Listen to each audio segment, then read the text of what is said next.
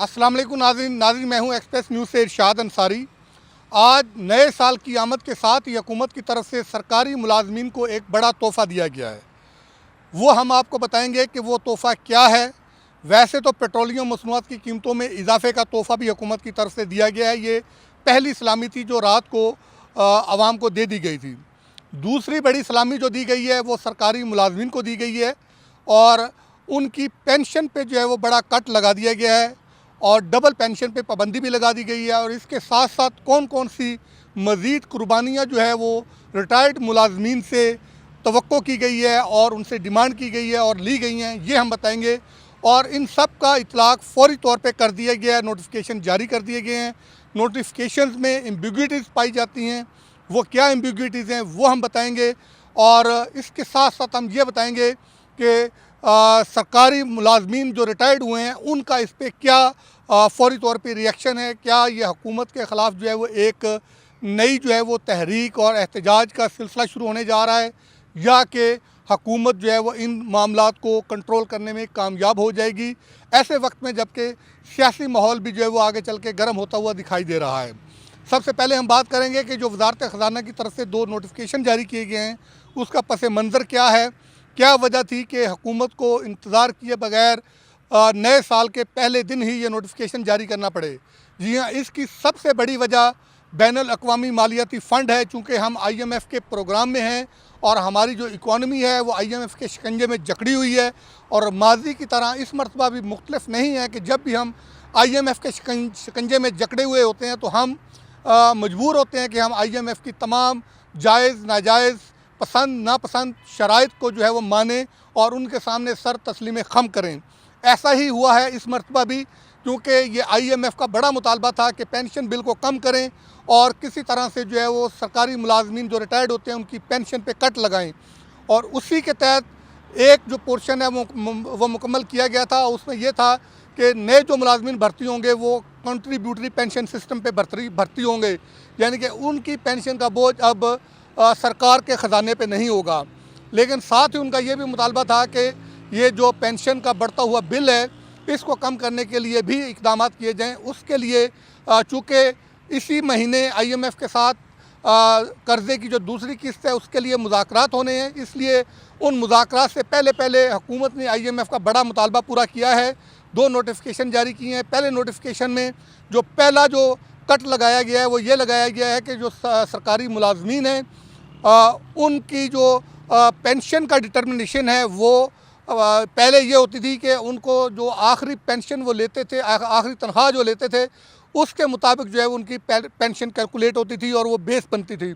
लेकिन अब ये तय कर दिया गया है कि रिटायरमेंट से पहले आखिरी जो 24 माह होंगे उनकी जो एवरेज तनख्वाह होगी उसकी बुनियाद पे पेंशन की जो है वो कैलकुलेशन की जाएगी। पहला तो कट ये लगाया है। इससे जो रिटायर्ड मुलाजमीन होंगे अभी उनको बाहरी जो है वो नुकसान होगा। और फिर दूसरी जो बड़ा जो डिसीजन लिया गया है वो ये लिया गया है कि आइंदा जो है वो बेस लाइन जो है वो डिटरमिन की गई है नेट पेंशन की, और उसको भी एवरेज जो ये तनख्वाह होगी उसी को बुनियाद बना के नेट पेंशन को कैलकुलेट किया है। लेकिन उसमें ये फार्मूला जो बनाया है वो ये किया है कि जो उनकी ग्रॉस पेंशन होगी उसमें से जो कम्यूटेड पोर्शन होगा उसको मिनहा करके जो बचेगी वो नेट पेंशन कहलाएगी और आइंदा जो इजाफा हुआ करेगा वो नेट पेंशन पे हुआ करेगा। और जो इंक्रीमेंट लगा करेगी पेंशन की मद में उसको भी अलग से जो है वो अमाउंट के तौर पे ज़ाहिर किया जाएगा, उसको मेन पेंशन बिल में शामिल नहीं किया जाएगा उस वक्त तक जब तक कि हुकूमत जो है वो एडिशनल पेंशन बेनिफिट्स का कोई अनाउंसमेंट नहीं करती या एडिशनल जो है वो फंड्स नहीं देती। और जो बेसिक जो बेसलाइन जो डिटरमिन की गई है उसके लिए भी पे एंड पेंशन कमेटी हर 3 साल बाद बैठा करेगी, उस पर नज़रसानी किया करेगी। अगर उसमें वो इजाफा करती है तो फिर वो उसमें जो है वो इजाफा वो करेगा। इसके अलावा जो इक़दाम उठाया गया है वो ये उठाया गया है कि दोहरी पेंशन पे पाबंदी आयद कर दी गई है। आइंदा अगर एक सरकारी इदारे से रिटायर्ड होने वाला मुलाजिम दोबारा सरकारी मुलाजमत इख्तियार करता है और वहाँ से भी अगर वो रिटायरमेंट इख्तियार करता है तो वो सिर्फ दोनों में से एक पेंशन ले सकेगा। इसी तरह ऐसे मुलाजमीन जो रिटायर्ड होने के बाद दूसरी जगह पे मुलाजमत इख्तियार करते हैं तो उनको भी जो है वो उनके लिए भी असूल तय कर दिया गया है कि वो या पेंशन लेंगे या वो तनख्वाह लेंगे कि जिस इदारे में वो दोबारा भर्ती हुए हैं, दोनों में से किसी एक को सरेंडर करना पड़ेगा। इसी तरह अगर मियाँ बीवी दोनों सरकारी मुलाजिम हैं, वहाँ भी पेंशन का असूल तय कर दिया गया है। ये जो पेंशन रूल्स में अमेंडमेंट्स की गई हैं, उसमें ये कहा गया है कि अगर मियाँ बीवी दोनों पेंशनर होंगे और उस सूरत में अगर मियाँ जो है वो मुलाजमत इख्तियार कर लेता है, तो उस सूरत में बीवी को शोहर की पेंशन से दस्तबरदार होना पड़ेगा और सिर्फ पेंशन अपनी पेंशन लेनी होगी और वो नहीं ले सके, दूसरी पेंशन नहीं ले सकेंगे।